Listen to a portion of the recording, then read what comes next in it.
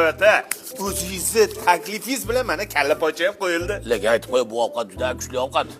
Bu ovqatda agar uylangan erkaklar yesa, xotini butun umr duo qilib o'tadi. Yo'q. Agar uylanmaganlar yesa, dalinasini o'ynatib yuborishi ham mumkin. Demak, bo'ydoqlarni o'zi bilan o'zi ovora qilib qo'yarkan-da. Aylalay.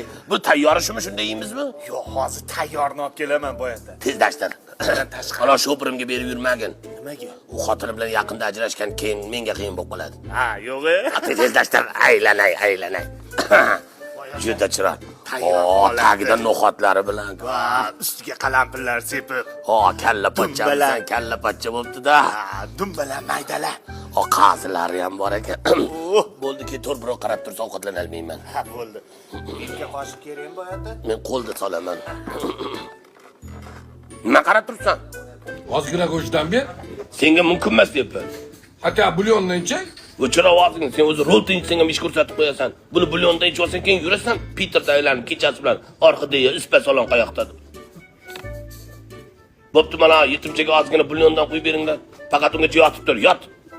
Yot dedim. Yot yana. Mening yotganim shu. Hamma ras bulyonidan ichibsan-a?